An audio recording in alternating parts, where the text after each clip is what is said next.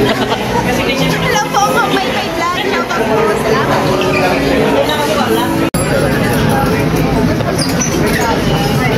Hello po, si may vlog. Shoutout po. God bless po. Ay, pati si Carla. Wala din si Carla pala. Baka kadate si si Jomar. Ay, yari tayo nito. Tara na! Ayan guys, mega love shoutout po sa lahat. Magandang araw po sa anong damo kayo ng mundo naroon ngayon. At syempre, bago ang lahat, panibagong reaction tayo ngayon mga kalingap. Shoutout muna tayo sa ating founder, Kuya Bal Santos Matubang, at Edna Vlogs, Kalingap Rap. At sa lahat po ng mga OFW, mag-iingat tayo mga kalingap. At syempre, maraming salamat po sa suporta ninyo sa aking YouTube channel at sa buong team Kalingap. At sa mga ambassador, deputy at mga Kalingap scouters, mega love shoutout at syempre sa buong Karita. Ayan guys, panibagong reaction tayo mga kalingap. At mainit-init na mga issue at mga talaga namang nagbabardagulan sa mga comment section ng live ni Kuya Bal Santos Matubang na dapat hindi po natin ginagawa yon kasi nga yung pagpunta nila ng Baguio mga kalingap ay talagang napaka-controversial. Grabe kayo mga kalingap ha. Nabagay, hindi natin kilala yung mga yan, at talaga namang mga panatikon na walang magawa sa buhay, kundi mambas dito, bas doon ang mga ginagawa. So, dapat guys, respetuhin natin yung live ni Kuya Bal Santos Matubang ng ating founder. Kasi po, ang pagpunta nila ng Baguio ay moment po yan ni Kuya Bal kasi nga birthday po niya yan. Kaya sana guys, naisip natin yun, mga kalingap, na talaga namang mula noong pagpunta nila ng Baguio hanggang kagabi, nag-live si Kuya Bal ay talaga namang birthday na birthday. Nandiyan po kayo sasagutan, nag-aaway na hindi ko alam kung ano yung mga pinaglalaban yung mga kalingap. Kaya sana guys, kung ano man yung napapanood natin, mag-update po kayo mga kalingap sa mga live ni Kuya Bal at batiin na lang po sana siya ng happy birthday or kung wala naman kayong kung wala naman kayong i-comment, huwag na lang pong mag-comment, Kung wala naman kayong maganda i-comment, huwag na lang po kayong mag-comment sa mga live ni Kuya Bal kasi po, dapat po, meron tayong respeto sa ating mga sarili, Kung wala man tayong respeto sa ating kapwa, dapat respetuhin natin ang ating mga sarili, lalo na yung si Kuya Bal, di ba? Respetuhin natin siya kasi nga, founder po yan ng Kalingap. Kaya sana guys, hindi po yan kung sino-sinong nagla-live lang, Halimbawa ako nag-live, dapat doon kayo magsagutan sa live ko or sino mang mga dyan nagla-live na mga Kalingap, Kalingap partners ng mga Kalingap. At sana guys, ayusin naman, huwag kayong mag-away-away kasi nga, natulad yan, yung mga community ng love team na hindi natin alam kung sino ba talaga yung mga yan, di ba? Kasi ang karamihan po dyan ay dami account lang, na talagang ang pag-comment ay hindi natin alam kung ano ba talaga yung mga pinaglalaban nila mga Kalingap.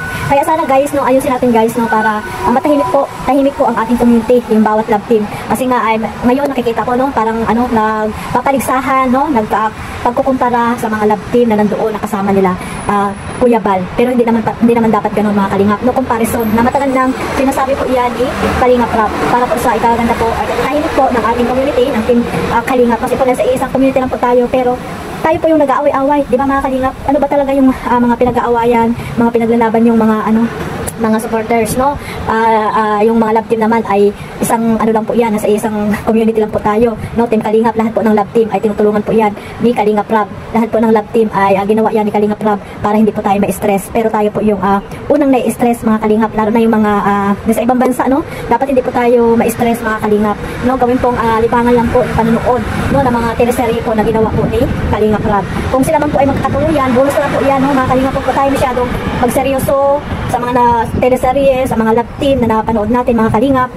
Yan, especially po sa supporters po ng Jomcar na talaga namang shoutout po sa inyong lahat, talaga namang mayroon diyang mga talagang mahal na mahal po ang Jomcar, lalo na po si Carla. Ayan, mahal na mahal nila, or yung iba naman si Jomar. Alam ko naman hati po ang suporta niyo po dito sa dalawa. Pero sana guys, ayusin niyo mga Kalingap, hindi dapat tayo maging toxic dito sa Jomcar kasi nga sila po yung unang maapektuhan diyan, yung si Carla at si Jomar. Ayun nga guys, yung part 64 ay talaga namang marami pong nadismaya, dismayado po ang supporters po na iba, iba po hindi ko po nila lahat, yung ibang mga supporters po ng Jomcar, na dismaya po dito sa teleserye na ginawa po nila doon sa Baguio, mga Kalingap, yung part, part 65 ba yung mga Kalingap, nalimutan.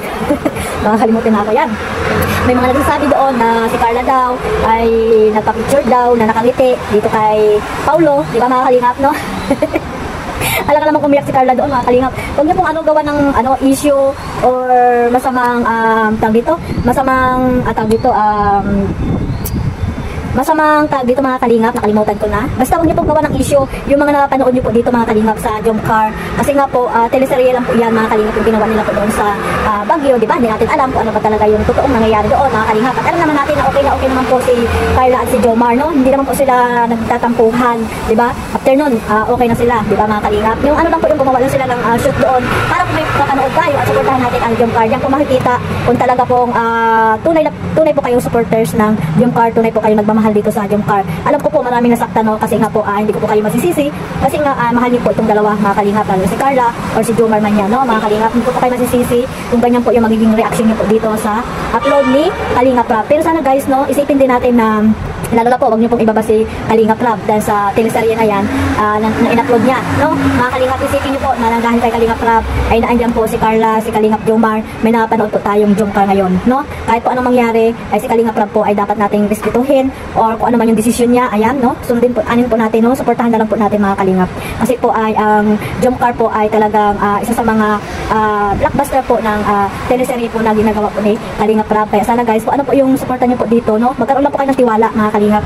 At huwag niyo pong hawakan dito sa sa leeg, no? Yung dalawa, si Jomar at si Carla. Kasi nga hindi natin alam kung ano po yung sa puso nila mga kalingap.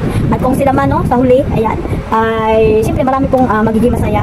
At kung ano man po sila sa ngayon, maging masaya na lang po tayo mga kalingap, no? Kung ano man yung sila sa ngayon, suportahan natin sila. At huwag na tayong maniwala sa mga iba, no, sa mga iba na walang ginawa kundi mangpas, no, dito kay Carla at kay Kalingap Jomar. Sana guys, supportahan natin, no, i-marathon pa rin natin, no. Yung iba kasi dyan sabi hindi nila pinapanood, hindi daw i-marathon dahil nga may mga ibang mga ano doon nakasali sa Jomcar.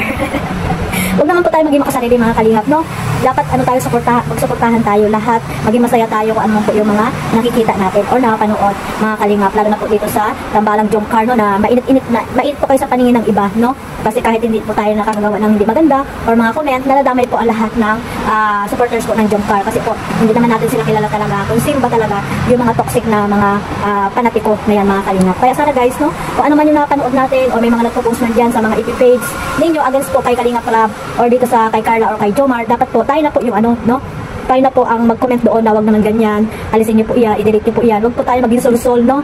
Kung malawak po ang ating pag-iisip, pang-unawa, tayo po yung unang gagawa po ng moves para po hindi po natin sila tolerate, no, sa mga ganyang gawain mga kalingap. Kasi po nasa isang ano lang tayong community, no, nasa ano po tayo team kalingap, dapat suportahan natin yung mga upload, no, live ni Kuya Bal, no, wag po tayo mag-away-away mga kalingap, no, magkaisa po tayong suportahan ang programa ni Kuya Bal Santos Matubang para po makatulong po tayo sa mga tao pang naghihirap. Wala man tayong maibigay na financial, no, support, at least po yung panonood natin sa kanilang mga live or upload ay malaking tulong na po yan mga kalingap, lalo na po dito sa ano, no, sa supporters po ng Jomcar, no, napakalaki na po ng mga naiambag nyo dito sa channel ni Kalingap Rab, no. Lagi po kayo mayroong 1 million, no, na inaambag dito sa tambalang Jomcar. Sana guys, mag-focus na lang kayo sa pagmamarathon at iwasan nyo na po yung mga away-away mga kalingap, no. Huwag na po kayo makipagsagutan sa mga taong walang magawa sa buhay. Kasi po yung mga ano talaga, yung mga dito basher na po yan talaga mga kalingap, hindi na po yan mawala. So hanggang dyan lang po, no. At sana guys, no, matahimik na po ang community ng Jomcar at iba pang mga love team kasi po nasa isang community lang po tayo mga kalingap. Magsuportahan lang po tayo at one family, one kalingap. At ayun guys, suportahan natin ang ating founder, Kuya Bal Santos Matubang, Ate Edna Vlogs at Kalingap Rab. At syempre ang inyong lingkod, Kalingap Maymay. Ayun, I love you all guys. God bless po sa lahat. Mabuhay po ang team Kalingap. Bye-bye!